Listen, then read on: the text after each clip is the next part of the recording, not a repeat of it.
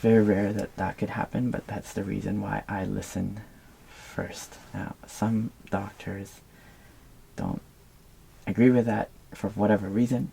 They want to do the percussion and palpation first, but you know, to each their own. Yeah, so just from my own experience. Literature may say otherwise, but for me, that's what I do. So let's go ahead and have a listen. So I also will start listening from the diaphragm of the stethoscope first. There we go. We're gonna start listening. I like to kind of just warm this up so it's not introducing a very cold foreign substance. Okay. Also like to hold my stethoscope in such a way so that I'm not hearing my own pulse through my own fingers. Okay, so we're going to start at the right lower quadrant, which is where the ileocecal valve is, so you may feel something cold.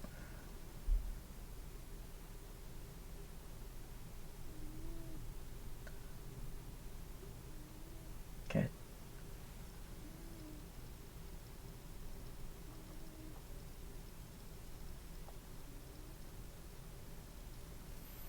Okay.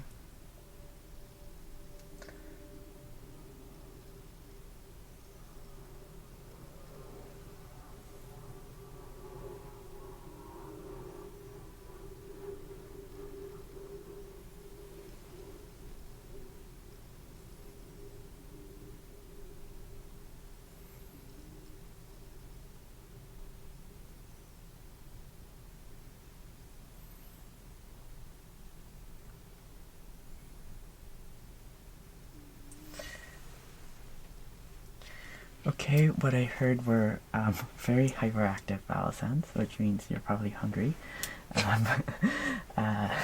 which is normal in this case, right? Like the moment I placed the stethoscope, I heard vowel sounds right away. If they were absent, like the way I described earlier, the practitioner has to listen for 5 full minutes before they can rule out that there's absolutely no vowel sounds. Because no vowel sounds means the vowels, just like what I said, it's completely collapsed. Nothing's going on there. It's either blocked or there's some either mechanical or some nerve issue that's causing the whole thing not to work. Okay, so this peristalsis is kind of like this kind of wriggly fluid-like motion. It's normal in this case. Okay, so do you have any questions about that?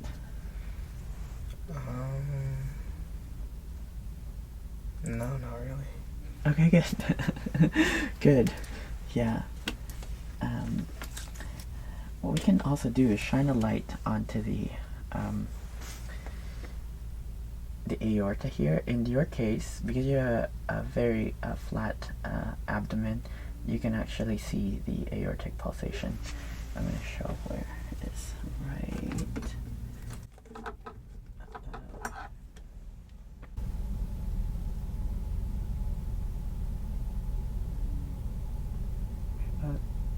There. Which is pretty cool. You don't often see it in most people.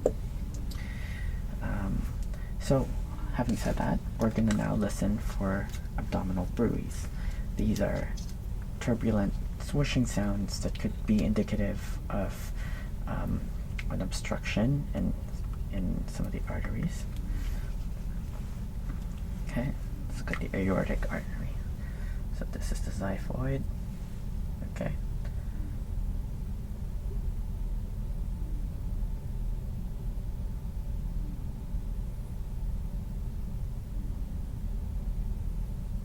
Good.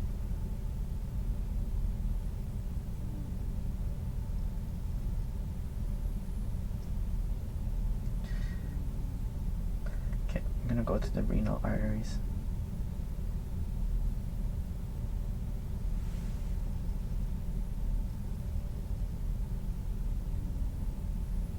And a little bit lower to the iliac arteries.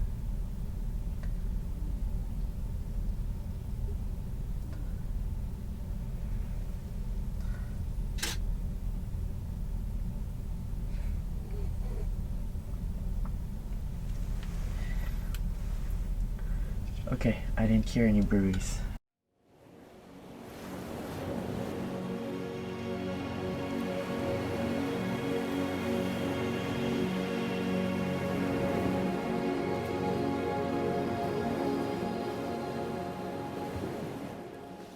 There, which is a good thing.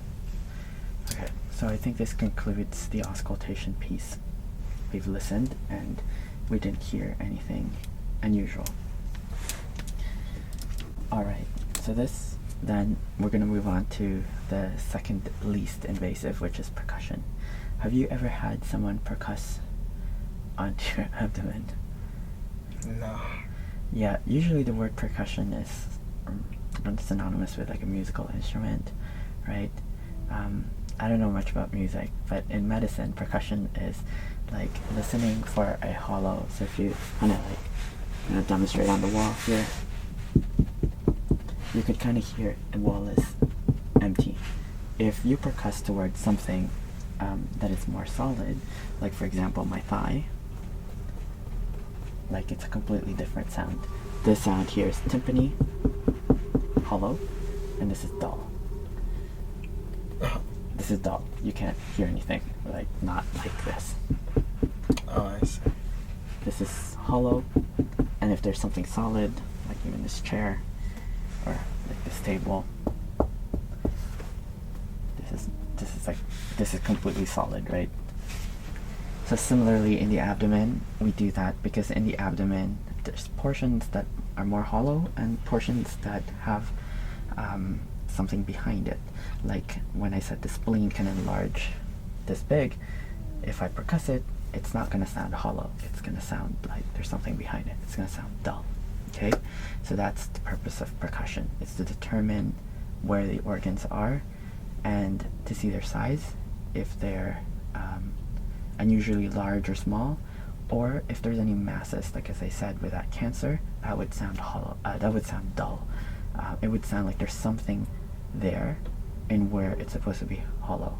So if it was, for example, in the part of the colon, so the colon would be supposedly, for the most part, hollow unless there's something in there, then you could kind of determine where it is. And this is really useful back then when they didn't have imaging like x-ray, CT scans, and it's also still useful today because when you're out there in the field, there's no hospitals or anything, and you're needing to assess someone, there's only one way to do it, is through whatever you have on you. Okay, so we're gonna do that now. If you're able to just kind of pull the shorts a little bit to the waistline here so that we can access, yeah, there, that's good. So this, we're gonna start with, oops, I'm gonna stand up it. So I'm gonna start, okay.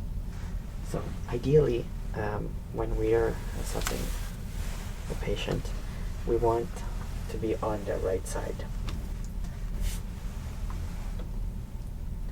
But because the camera is on that side, we are on the left side.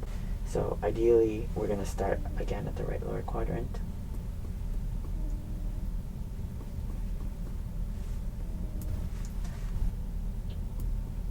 So this is hollow, this is tympani, this is dull. Hollow.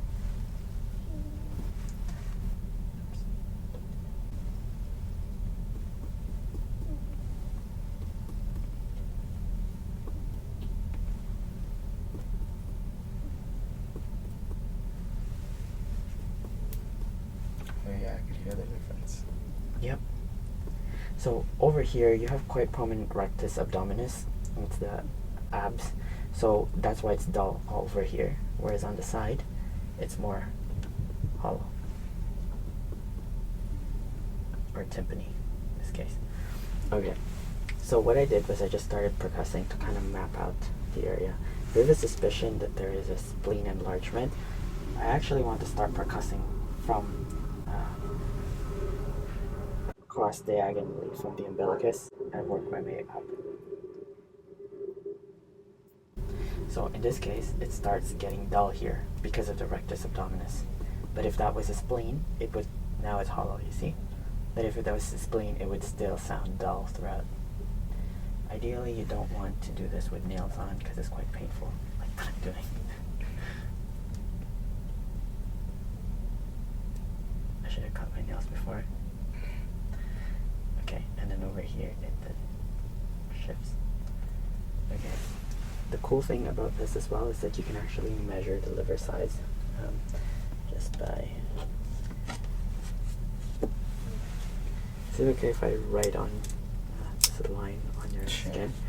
Okay. So for measuring the liver, let me just small ruler here.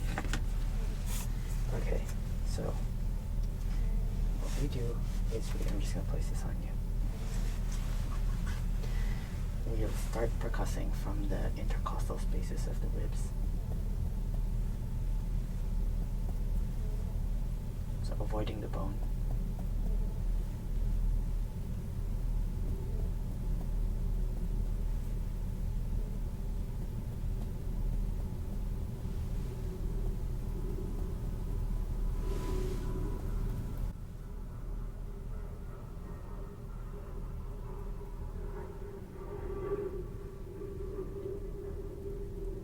Okay, that's a different sound.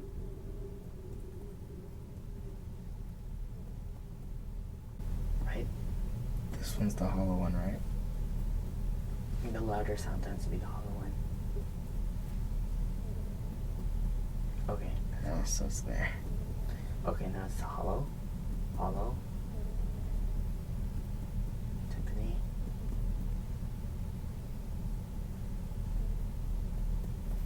Okay, so what we do is we mark it where we heard that sound.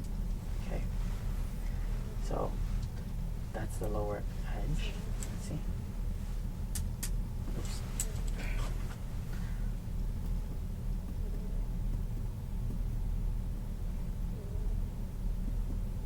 Okay. Let's actually here. And then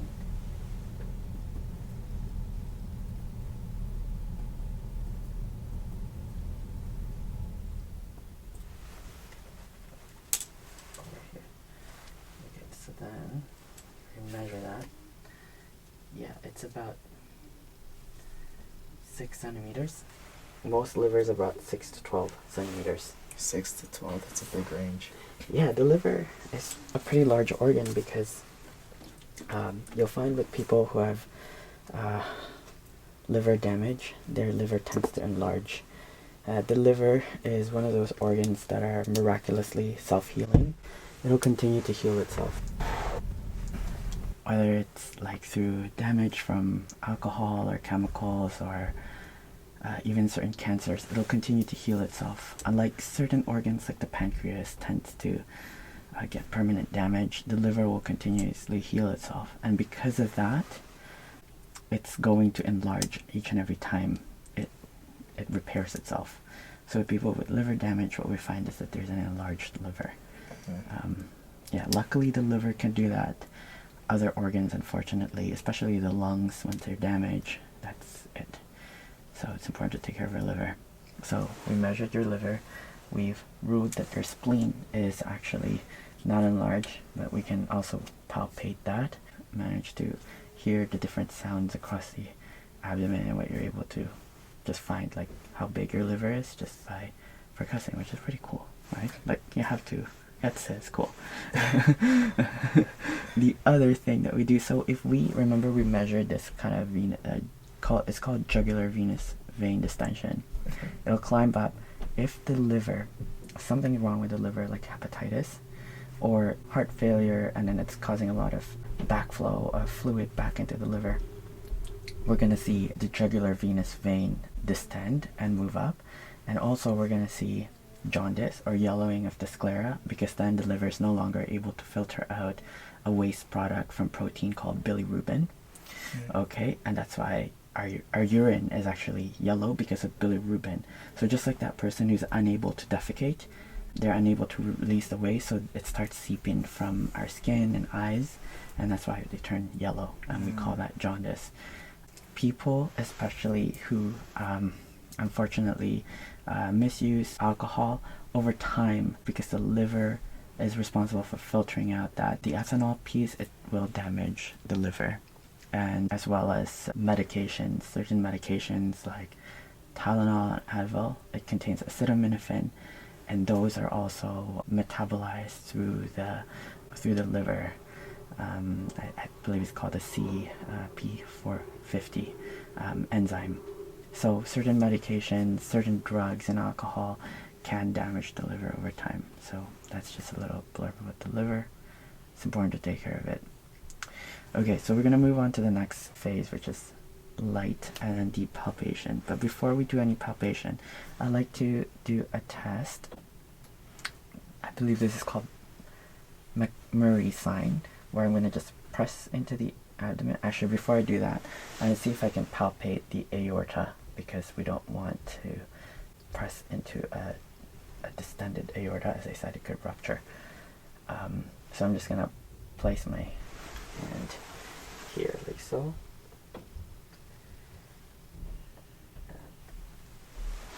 If you could just bend your knees a little bit, that would help relax the abdomen. Yeah, there we go. See. That's okay. Okay, McBurney's point, just press and out. Any discomfort there? No. Okay, if there was, you'll feel it. Take it, and then we're going to do it here in the side of the appendix. I think this is called McBurney's point. So I'm just going to take a deep breath in, out, all the way out. Okay, and then there, nothing. And then on this side, where diverticulitis on the left side, usually prominent, so I'm just going to press and out. So there's no rebound tenderness is what it's called. Did you feel something? No, it was ticklish. Oh, okay. That's it. Okay, I said, okay, maybe it's positive. In that case, it's negative. Okay, so if you're ticklish, what I tend to do is, we'll see how ticklish you are. So, light palpation, sometimes people get more ticklish. Yeah, your abdomen is contract. So what I tend to do is, if you give me your hand, or what I do is let's see if this works. Again, warm up the stethoscope.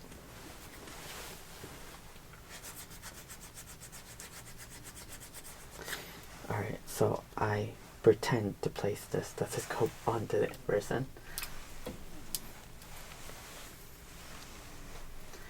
Alright.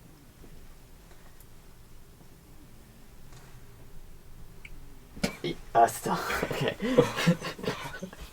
Okay, if that doesn't work, then what I do is I take their hand, which is your dominant hand. Okay, so I'll place their hand under my hand, and usually still. I'm very ticklish. Okay. All right. And what we're feeling around here, again, sometimes we'll feel a mass. In this case, the whole abdomen is just completely frozen up, so that makes us unable. Are you able to bend your knees? Yeah, knees up. Okay. All right. Okay. So here we go. I'm going to see if we can attempt to palpate your liver. So can you take a full deep breath in through the belly? It's like you're bracing yourself. I'm expecting to be tickled, so now. Alright, take a full deep breath in and out. Okay, so we're trying to see if we can go. Okay, again. Okay. Yeah. Alright. That's not gonna happen. Yeah. Okay, I'm gonna demonstrate how it would go anyway. So we can do the hooking technique, which is going under the ribs. Okay. That would definitely make me laugh. Are you able to do that on your own? Oh yeah. Just kind of for sure. like squeeze your tummy in and then hook it under the rib. There. And then go to the very edge of the rib. Sometimes you'll feel a little like, how to describe it? It's like a little round, firm. You'll feel it. That's your liver. Like if you go deep enough, some people may not feel it. Like you want to hook it. I don't know where you wanna hook it under the rib. So if this is your rib, you wanna here? go in behind the rib. Yeah, I think I feel it. So you'll feel like kind of like a little Yeah, I feel it. like round. That's your liver. Oh, ew. Yeah, so that's your liver. You can Okay, even interesting. yeah, that's Oh, the liver. wow. So that's what I was trying to do. Um, the spleen, if it's enlarged, it can be palpable. We'd have to go in deep again behind. My massage therapist used to do this to me. Just go right into the abdominal cavity. It's quite uncomfortable, but for some reason it feels good. So most of the time, spleen is not palpable. Kidneys are retroperitoneal. They are behind, and they're even more harder to palpate. But the technique is you kind of do this duckbill thing, and then you kind of try to find it from the back. Okay. Also, this way. In this case, it's very hard to palpate that. But if it was enlarged with kidney damage, cancers, you'll be able to feel it. The other thing that I want to demonstrate here is when there is a liver problem and then now there's this fluid buildup called ascites, we can actually determine whether or not the distension, the bloating, is a result of air or is it as a result of fluid. If you're able to place your hand like so that you create a wall, okay, so if there was fluid, what's going to happen is I'm going to place both hands on across each side. If I tap this like so, that the fluid will stop over, like it will kind of like water, like a water balloon. It'll flow. So if you remove the hand, it should come all the way to my hand. But if you place it down there, then it should technically be stopped. I've never done this to a patient. I have seen ascites many times, but you just know what's happening because their eyes are yellow. They look like a bloated, it's awful. And their liver enzymes will be high. So that's one way. But again, if you're out there in the field somewhere and you just don't have any of those blood work or whatever, this is one way to test it. The other way, we can test for something called shifting dullness. Okay, so if you have all this fluid in your body, in your abdominal cavity, so fluid is heavy, it's going to go down. So on the top part is going to be air. So remember what air sounds like? It's hollow, right? Like it would be timpani, so it would sound like this. Okay? As I go down, see, this is still hollow. But if there were fluid, as I go down, it will be dull because now there's fluid behind there. And what's going to happen, so to do that test, you usually start from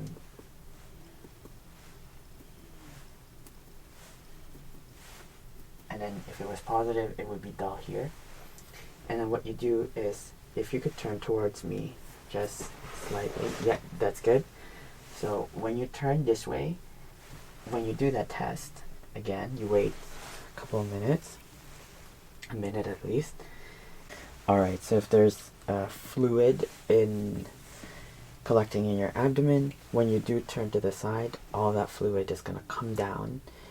And what's going to happen is what used to be dull over here on this lateral portion, when we percuss it again, it will then now be hollow. It'll be tympanic because now the fluid has come down. And then when we move down, it would then become more dull, especially as we go along the side. In your case, nothing has changed because you don't have fluid in your abdomen. Okay, so we did the inspection, we did the listening, the auscultation, then we did the percussion, this tapping thing, and then lastly you did the palpation, the light and deep palpation. In this case, we didn't find anything abnormal. So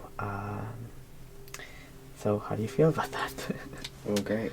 I think I'm healthy. So. Good. Yeah, just eat more fiber and drink your fluids. And because what happens if we don't eat fiber? So remember, okay, there's two on the lower. So before, long time ago, we used to divide the abdomen into kind of like a tic-tac-toe, and they all have their names: epigastric, hypogastric, you know, complicated names. Now we just divide it in four. Okay, on the lower fourth here, this is your appendix. Have you heard of people getting appendicitis and having that removed? So what happens when there's an infection over there, because the appendix is also a part of the body that regulates actually I believe it's it's in the M cells, where a certain type of white blood cells, specifically dendrites, I could be wrong, this could be in the spleen, but nonetheless tend to gather around the splenic juncture where it connects from the large intestine to the small intestine. The point is, the appendix has something to do with the immunity, and when there's an infection, it becomes enlarged, just like the spleen. And the reason why they remove it is that if they don't remove it, the appendix could become so enlarged it ruptures, and then infection all over the peritoneal cavity, not good. Now on the other side, the reason why we did that kind of, I see you're like bracing yourself, I'm not gonna, we did that kind of rebound tenderness. That is usually indicative of, if it's positive, people who over time who don't consume enough fiber. Fiber is like the broom or the scrubbing of like our colon, like because it creates like bulk in our stool. It'll like sweep away all the kind of like the gunk out. Without that, all the kind of fecal matter can stay within the walls of the colon, and it's not kind of like thoroughly like flushed out. Within the colon, it's not like a pipe, right? Like smooth pipe. It's kind of like, there's a word for this. It's oh gosh, it's kind of like folds. Plie, I believe, I forgot. Anyway, it's like folds of tissue. So within, imagine those folds, all that fecal matter can get trapped in there. And these folds, they're called diverticuli. If there's feces there, which does happen, and I've seen happen, and I've seen it happen to a friend's dad who was overseas, by the luck of the draw, had to be flown back to Canada to do the operation to remove a part of the colon because it got infected. The fecal matter stays within those folds, the diverticuli. It becomes diverticulitis. So that's why when you do that kind of test, then it hurts because there's an infection going on. It sounds gruesome because it is. So that's why we want to make sure fluids and fiber help kind of like sweep up anything that may be hiding within those folds. Exactly. So yeah, think about it, like folds, like armpits, like they tend to get stinky, right? Because there's no circulation, right? Like same thing within inside of our body. Like you want to just kind of flush it out. So anyway, that's the point. Eat your vegetables. Eat your vegetables, drink your water, you know, make sure you're getting all the different colors, 7 colors of the rainbow in your diet every day. Then you prevent yourself from having a piece of your colon removed. And what happens there, to even scare you all even more, you can end up with a colostomy, which is a hole that they put, and that's where you basically poop out in a little bag, because now a part of your colon is gone. It doesn't connect to your anus anymore. So like that piece is gone, so now there's just a hole, and your poop literally just comes out of this bag and you have to change it. Like as a nurse, I've changed many of them. They smell awful. They're terrible because the poo is like liquidy, depending on where it is in the colon. The closer it is to the small intestines, the more liquidy it is. It's just nasty. Like you don't, and it gets gas in there, and it's just, you don't want to be on a date and you have this thing seeping out. Yeah, that's weird. So, point is, that could happen, yeah, with infections of the colon. So that's why doctors keep saying eat your vegetables, because basically that's what prevents that. So yeah, so I hope I didn't terrify you or anyone watching, but that's the point, is to kind of like scare you a little, so motivate you, a little fear factor. But yeah, I think on that grim note, I think that concludes this abdominal assessment. Are you okay? Do you have any questions? No. I think I learned a lot today. Okay, well that's good. I hope you all did. If you enjoyed this video, I hope you're still here and you haven't clicked out yet from all the morbid discussions. Those are real life stories, by the way. I've been practicing as a nurse for almost 12 years now, over 12 years, who knows? I can't keep track. Those stories are real. I've actually encountered them. So take care of yourselves. If you enjoy this, click that subscribe for more videos. The bell icon will also help you know when videos come out, usually Fridays. And hit the like and share the video. That helps a lot. Thank you so much for watching, and I'll see you next Friday. Ciao.